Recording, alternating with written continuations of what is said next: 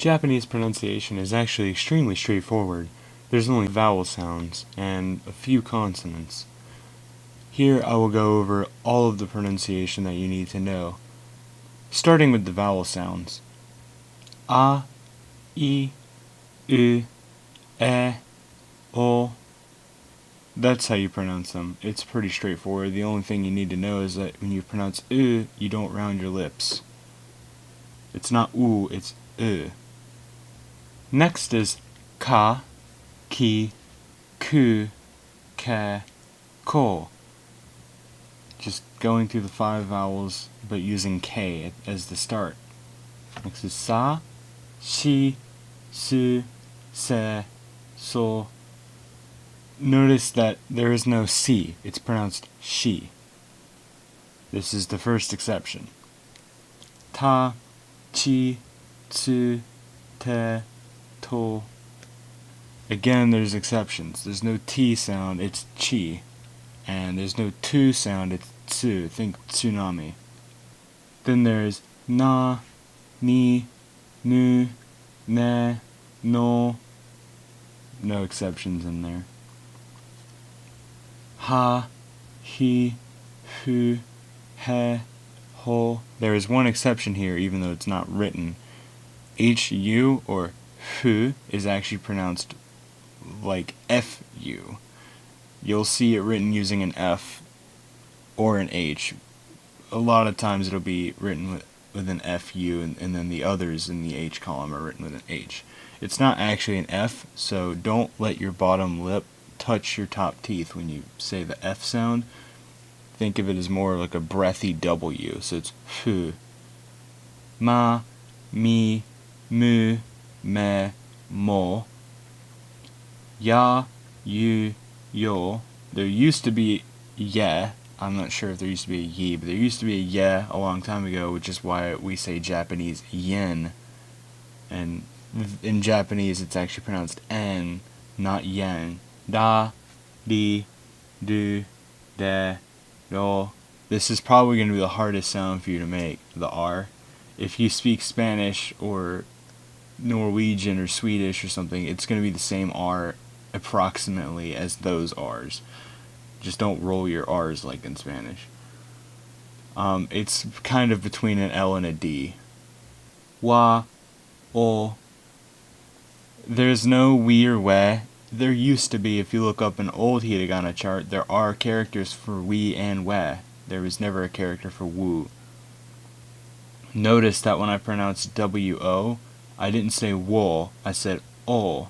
The W is generally silent, generally. And some people will still pronounce the W slightly. It'd be like wo, wa and wo. And then finally there's just an N by itself, It's not the same N as the initial N's from the N column. It's different. It's pronounced differently. It's while those are So like N versus N. Then there's combo hiragana. You can combine any of the E sounds, the letter I, with a small ya, a small u, or a small yo, and it will turn it into one combo sound. So example, ki plus small ya is pronounced kya. I'll go over all of these now. Kya, kyu, kyo, sha, shu, sho, cha, chu, cho, nya, nyu, nyo. Notice that she and chi don't get a Y sound, they just get the vowel added on. They just change their E sound to A, U, or O. Then there's hya, hyu, hyo, mya, mu, myo, rya, ryu, ryo. The R-Y combination of rya, ryu, and yo are probably going to be the hardest sound you will ever encounter in Japanese. It's very hard to make if you've never tried it before. Da, du, do versus da, du, do. Next is the G's.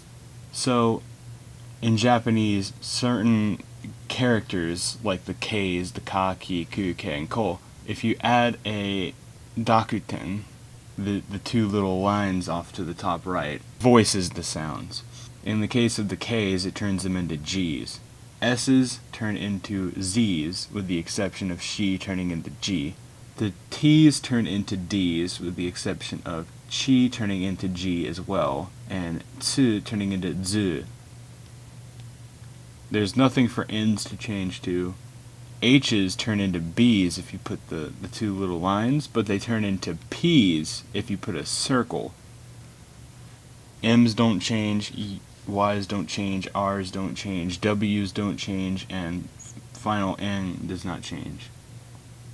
So next we have ga, gu, gyo, and you can have ga, gi, gu, ga, go. Note that sometimes Japanese speakers will pronounce the G as actually an NG sound, so it'd be nga instead of ga. This only happens after certain sounds, such as the final N. So like senga, senga. Sometimes they will say nga instead of ga, just a heads up. We have ja, ju, jo. This is just like with the she and chi.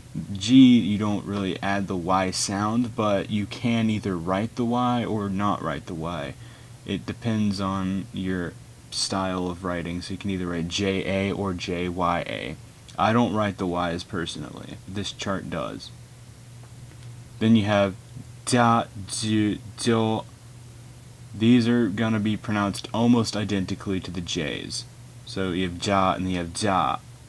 It's pretty hard to determine the difference, but one is ja and the other is za, kind of. But you'll get along fine if you just pronounce them both as j. Notice that chi turns into G, but it's spelled D-Z-I. Next you have bya, bu, byo, and pya, pu, pyo. Like I said, the circle on an H sound makes it a P sound. There's no exception with fu, like before. It's just either bu or pu. You have ga, gi, gu, ge, go, za, ji, zu, ze, zo, da, ji, zu, de, do, ba, bi, bu, be, bo, pa, pi, pu, pe, po.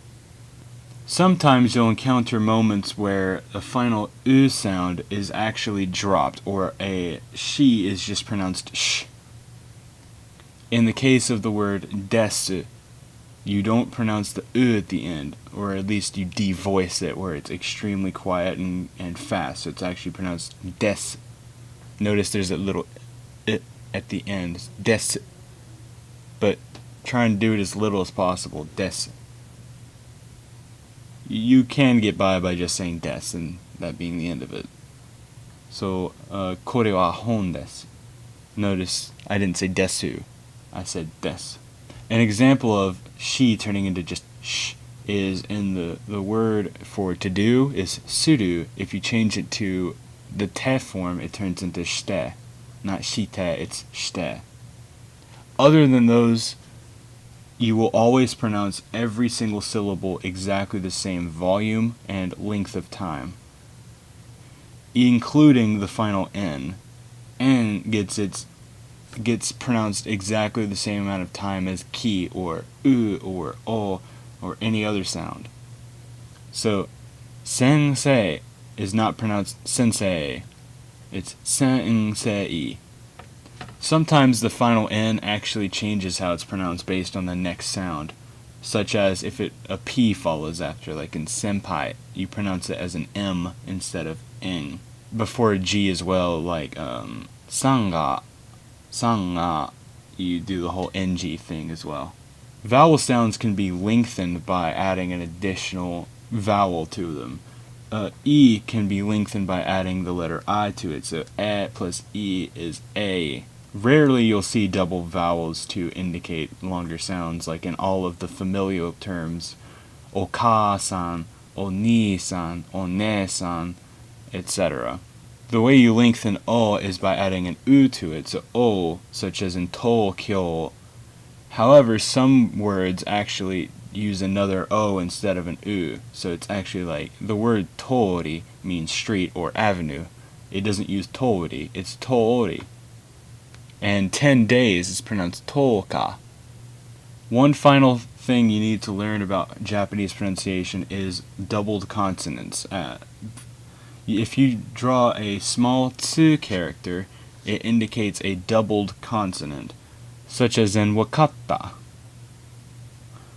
Notice that it's not the same as if I pronounced it wakata, it's wakatta. You have to have a little pause or stop. You will see this extremely often, like in the word choko, which means direct or non-stop. That's everything you need to learn about Japanese pronunciation. It's actually relatively straightforward once you learn it. All you need to do now is memorize the hiragana chart and maybe start learning the katakana chart.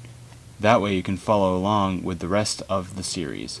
I will not be using romaji, which is English or Latin characters, to indicate how to pronounce anything. I will only use hiragana or katakana, so it would be great for you to learn those.